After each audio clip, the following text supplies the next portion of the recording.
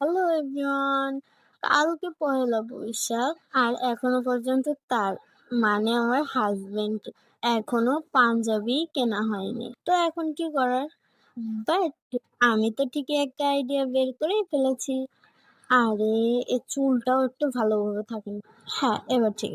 তো আজকে আমি আপনাদের সঙ্গে শেয়ার করব মাত্র ২৫০ থেকে ৩০০ টাকার মধ্যে একটা অল টাইমের পাঞ্জাবি দিয়ে কিভাবে একটা বৈশাখী লুক নিয়ে আসতে পারবো। আর আমার ৭০০-৮০০ টাকা দিয়ে পাঞ্জাবি কেনার লাগবে না। তো চলুন শুরু করা যাক Baishakhi look Punjabi. So let's গো।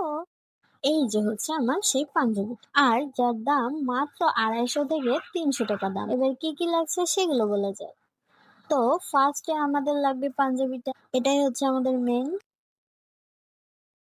তো এই হচ্ছে পাঞ্জাবিটা, দেখতেই পারতেছেন এখানে কোনো ধরনের কাজ করা নেই, শুধুমাত্র গলায় কাজ করা আছে। এছাড়া ভিতরে কিন্তু একদমই একটানা সাদা। আমি আপনাদের কাছ থেকে দেখাই, এই দেখেন, নাই কিন্তু। এবার আমি হাতটা দেখাই, হাতায়ও কিন্তু কোনো ধরনের কাজ করে না। আপনারাও ঠিক এরকম এক ঢালা সাদাই নিবে। আর হ্যাঁ, অবশ্যই কিন্তু এই সাদাটাই নিতে হবে, কারণ বৈশাখ মানে সাদা আর লালের কম্বিনেশন। তো সেকেন্ড লাগবে আমাদের সুতা। আরে পড়িস না, তো এই সুতাটা হচ্ছে দ্বিতীয় উপকরণ। আমি আগেই বলেছি বৈশাখ সাদা আর লালের কম্বিনেশন। দেখুন সাদার উপর লালটা কি সুন্দর ফুটেছে। এখন আমি সুতাটা দেখিয়ে দিই। এই দেখেন, এটা আপনারা যে কোনো কসমেটিক দোকান বা সুতার দোকান যে কোনো জায়গায় পেয়ে যাবেন। এখানে আমি শুধু লাল কালার নিয়ে সবুজ কালারটাও নিয়েছি, কারণ ফুল লাল কালার হলেও কিন্তু ডালার পাতা অন্য কালারের হয় না। আর আমি এটা কেন নিয়েছি জানেন? কারণ সবুজটা ব্যবহার করব এই জন্যই ব্যবহার করব যে এইটা মানে লাল আর সবুজ কালার শুধুমাত্র পয়লা বৈশাখের জন্য না,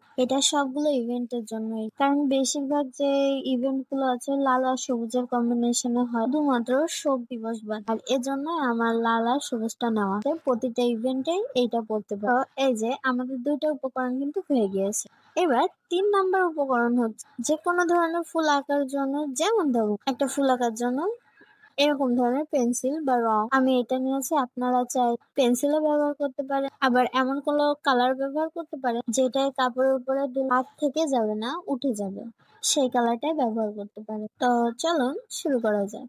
সরি গাইস, শুরু করার আগে আমি আরেকটা কথা বলতে চাই, হচ্ছে ৩ নম্বর উপকার। একটা শক্ত বই বা কার্টুন যেটাই হোক না কেন, আমি বাচ্চাদেরটা নিয়েছি। আপনারা চাইলে যে কোনো একটা নিতে পারেন, মানে মোটা হলেই হতো। পাঞ্জাবির এ পাশে আর ও পাশে যাতে ছাপটা না পড়ে। তো চলুন এবারটা শুরু করা যাক। তো এই যে আমি পাঞ্জাবিটা পুরোপুরি ভাবে বিছিয়ে নিয়েছি। এবার আমি গলার এখান থেকে বোতামগুলো ছাড়িয়ে নিই। আর মোটা যে বইটা আমি নিয়েছিলাম ওই বইটা পাঞ্জাবির ভিতরে এমন ভাবে ঢুকিয়ে দিই।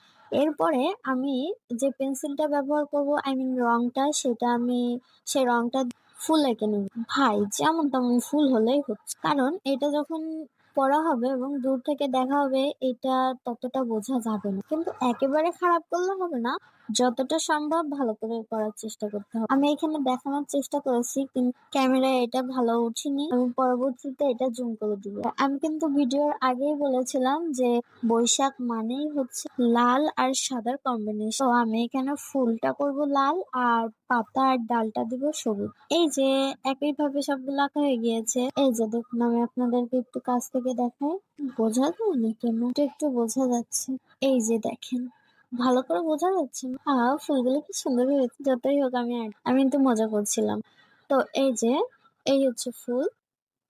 এবার আমি একটু দূর থেকে দেখাই যে পুরোটাই কিন্তু আমি এঁকে নিয়েছি, কিন্তু বোঝা যাচ্ছে না কেন? এই যে একটু কাছ থেকে দেখেন। তো এইবার সেলাই করার পালা। সেলাই করে আমি আপনাদেরকে দেখাবো যে আমি কিভাবে সেলাই করলাম।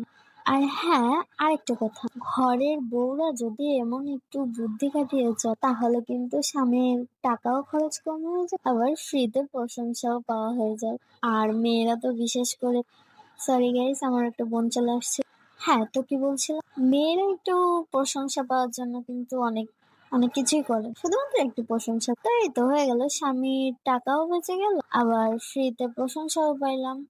আর যদি প্রশংসা না করে তাহলে বলতে হবে আমি এত কষ্ট করে করেছি, আমার হাতের কাজ তুই করবি না কেন? তুই করবি, তুই কেন, তোর ঘাড় করবি। হয়ে গেল। আমি কিন্তু মজা করছিলাম, সবার হাজবেন্ড কিন্তু এক। আপনারা আবার আমার কথা শুনে কিছু বলেন। হ্যাঁ, তো নেক্সট ভিডিও কালকে দিব। আর যদি পাঞ্জাবির ফাইনাল লুকটাকে দেখতে চান তাহলে অবশ্যই অবশ্যই আমার ইউটিউব চ্যানেলটা ভিজিট করবেন, তাহলে একবারেই সবকিছু দেখে নিতে পারবো। তো আল্লাহ হাফেজ।